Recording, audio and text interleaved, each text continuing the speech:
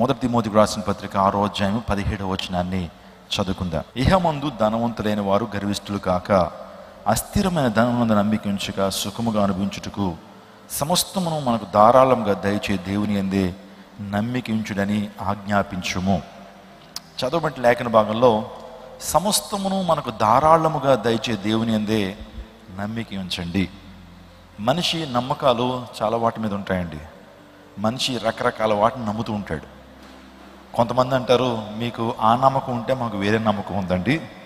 ఇంకో మాటలు చెప్పాలంటే మీకు పులుసు ఇష్టం, మాకు ఎగురు ఇష్టం అండి, ఎవరి నమ్మకాలు వారియే అని అంటూ ఉంటారు. ఒక విషయాన్ని మీకు చెప్పనివ్వండి, మనము సమస్తమును మనకు ధారాళముగా దయచేసేటువంటి దేవుని యందు నమ్మిక ఉంచాలి, ప్రభువునందు మీద నమ్మిక ఉంచాలి. చాలామంది వ్యర్థమైనటువంటి వాటిని నమ్మి వారి జీవితంలో మోసపోతున్నారు. నేను ఒక యవనస్తుడి గురించి నాకు తెలుసు. ఆ వ్యక్తి ప్రేమలో పడి విఫలం అయ్యి ఆత్మహత్య చేసుకున్నాడు. ఆత్మహత్య చేసుకునే ముందు ఒక లెటర్ రాశాడు, సూసైడ్ నోట్ అంటారు దాన్ని. రాసి అతను ఏమని రాశాడంటే, నేను ఈమెని నమ్మి మోసపోయాను, ఈ స్త్రీని నమ్మి మోసపోయాను, అందును బట్టి నేను ఆత్మహత్య చేసుకుంటున్నానని ఆ వ్యక్తి ఆత్మహత్య చేసుకోవడం జరిగింది. అంటే ఎన్నోసార్లు నమ్మటానికి ప్రయత్నం చేశాడు, నమ్మాడట, నయవంచన చేయబడ్డాడట, అందును బట్టి చనిపోయాడట. ఈ రోజున మనుషులు రకరకాల వాటిని నమ్ముతున్నారు. నిజంగా అక్కడేదో దేవుని ఉందంటే అక్కడికి వెళ్తున్నారు, ఇక్కడేదో ఆశీర్వాదం ఉంది ఇక్కడికి వెళ్తున్నారు. ఏదో నమ్మకాన్ని మనిషి పెట్టుకుని తన జీవితాన్ని ముందుకు కొనసాగిస్తున్నాడు.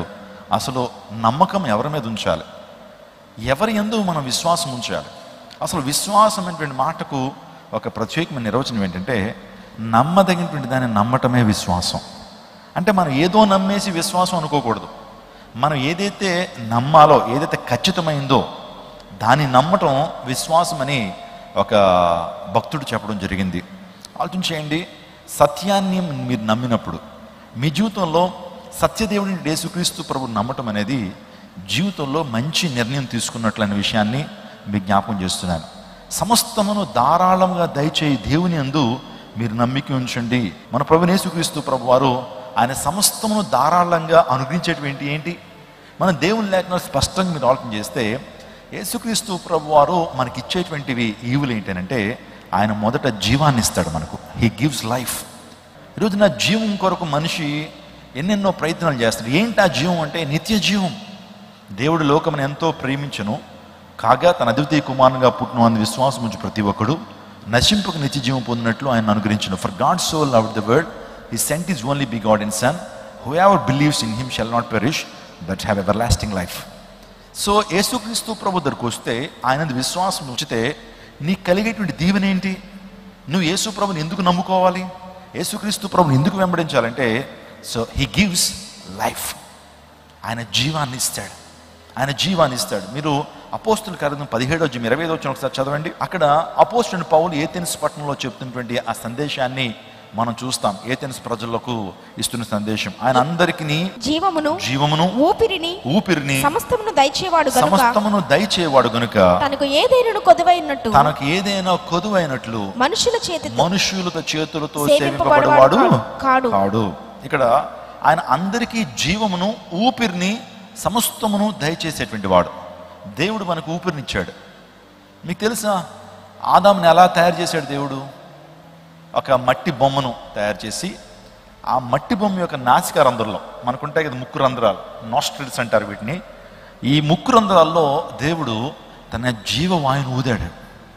దాన్ని హెబ్రీ భాషలో నెఫాక్ చేయ అని పిలిచారు. నెఫాక్ చేయ అంటే దేవుడు తన ఊపిరిని ఆయన వదిలాడు, తన ఊపిరి మనలో పెట్టాడు. అప్పుడు మనిషి ఏమయ్యాడంటే జీవించు ఆత్మగా తయారయ్యాడు.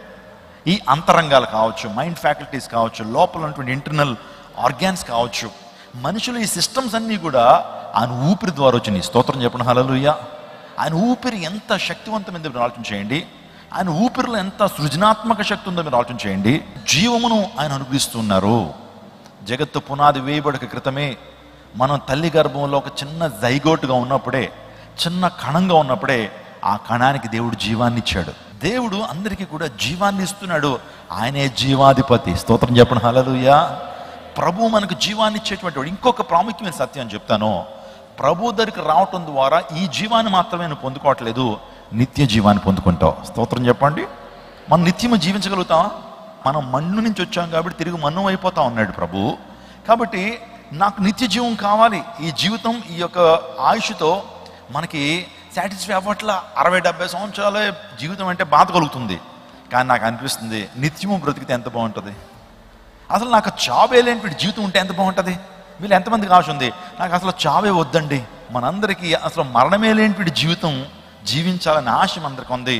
మనకే కాదు, ప్రపంచంలో ఏ జాతి ప్రజకైనా సరే ఈ ఆశ ఉంటే దేవుడు ఆ ఆశను తీర్చడానికి లోకానికి వచ్చాడు. ఆ నిత్య జీవాన్ని ఇవ్వడానికి వచ్చాడు. స్తోత్రం చెప్పండి. నిత్య జీవం, ఇటర్నల్ లైఫ్ని ప్రభు ఇవ్వటానికి ఆయన ఈ లోకానికి వచ్చాడు. అందులో పెట్టి తన కుమారుని ఈ లోకానికి పంపించాడు దేవుడు. తన కుమారుడైనటువంటి యేసుక్రీస్తు ప్రభు ద్వారా మనకు నిత్య జీవం, లైఫ్ ఎటర్నల్. అసలు ప్రభు దగ్గరికి మనం ప్రధానంగా ఎందుకు రావాలంటే ఆయన మనకు నిత్య జీవాన్ని ఇచ్చేటువంటి వాడు. ఈ రోజున ప్రభు మనకి ఇచ్చేటువంటివి ఏంటి అని ఆలోచన చేస్తున్నప్పుడు, కాబట్టి వృద్ధి కలుగుచే దేవునిలోనే గాని నాటువానిలోనైనను నీళ్లు పోయివానిలోనైనను ఏమీ లేదు. My dear church, can you understand? మీకు అర్థమవుతుందండి? వృద్ధి కలుగుచే దేవునిలోనే గాని నాటువానిలోనైనను నీళ్లు పోయివానిలోనైనను ఏమియో అంటే అర్థం ఏంటి? విత్తనం వేసి మనం అనుకుంటాం, అబ్బో నేను నారేసేస్తున్నాను, నీళ్లు పోసేస్తున్నాను, విత్తని కాబట్టి మొక్క వచ్చేస్తున్నాను అనుకుంటున్నావు. వాళ్ళిద్దరిలో ఏమీ లేదట. సమస్తాన్ని కలుగు చేస్తుంది ఎవరు? దేవుడు. సమస్తాన్ని ఇస్తుంది దేవుడు. అంటే 127వ కీర్తనలో మంచి మాట ఉంటుంది, యెహోవా ఇల్లు కట్టించని ఎడల దాని కట్టువారి ప్రయాసము వ్యర్థమే, దేవుడు పట్టణమును కాపాడని ఏళ్ల దాని కావలి కాయువారి మేలుకొనిండుట వ్యర్థమే. అంటే మనం చాలా శ్రమ పొందిపోయి ఇది నా శక్తి, ఇది నా యుక్తి, నా జ్ఞానం, నా ద్వారా ఇవన్నీ జరుగుతున్నాయి అని మనం అనుకుంటాం. కానీ మన చేతుల్లో ఏమి లేదు. ఆయన మనకు కృప చూపించకపోతే ఒక క్షణమైనా మనము ఉండలేము. అందుని బట్టి ఆయన్ని విడిచి మనం ఏనాడు కూడా బయటికి వెళ్ళడానికి వీల్లేదండి. కొన్ని సందర్భాల్లో జీవితంలో కష్టం ఉన్నప్పుడు, నష్టం ఉన్నప్పుడు, శోధన ఉన్నప్పుడు, ప్రతికూల పరిస్థితులు ఉన్నప్పుడు దేవుడు గుర్తొస్తాడు. దేవుని సన్నిధికి వస్తాం. ఎప్పుడైతే మన యొక్క ఆశ తీరిపోయిందో, ఎప్పుడైతే మన కోరిక తీరిపోయిందో, ఎప్పుడైతే మన అవసరం తీరిపోయిందో, దేవుని నుంచి ఒక అద్భుతాన్ని పొందుకున్న తర్వాత దేవునికి అంటాం, యేసయ్య టాటా బాయ్, మళ్ళీ నాకు సమస్య వచ్చినప్పుడు కలుస్తానులే, మళ్ళీ నాకు వ్యాధి వచ్చినప్పుడు కలుస్తానులే, మళ్ళీ ఎగ్జామ్స్ వస్తాయి కదా అప్పుడు కలుస్తానులే అంటాం. అంటే మీరు ఆలోచన చేయండి, అది కృతజ్ఞత కాదు.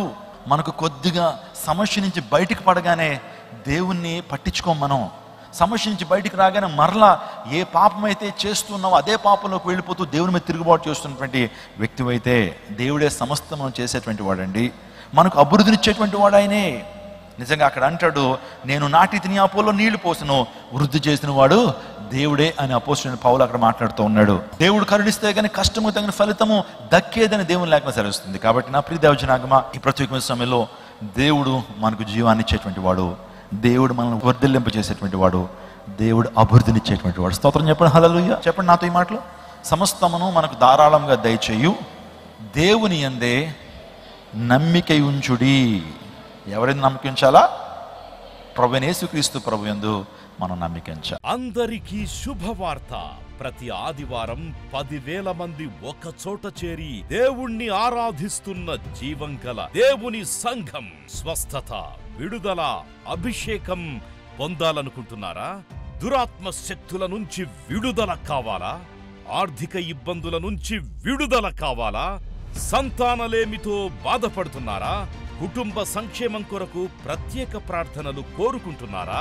శాంతి లేక ఆత్మహత్య చేసుకోవాలనుకుంటున్నారా?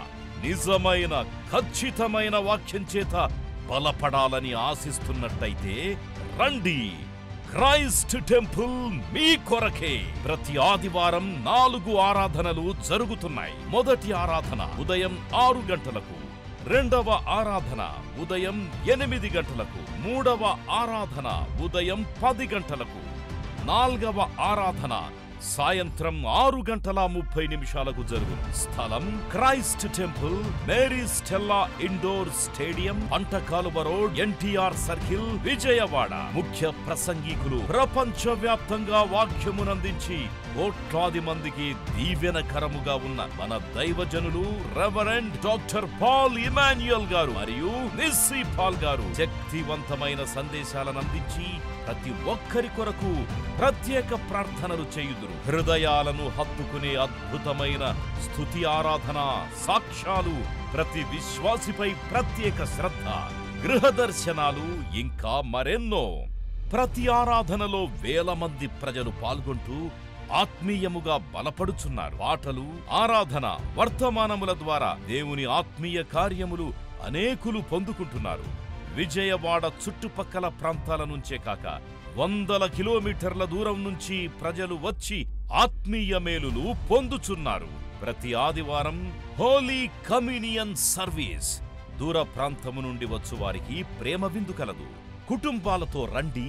దేవుడిచ్చే గొప్ప రక్షణ, స్వస్థత, అభిషేకాన్ని పొందుకొనండి. రండి, మీ దుఃఖము నాట్యముగా మార్చబడును. మరిన్ని వివరాలకు సంప్రదించండి 886276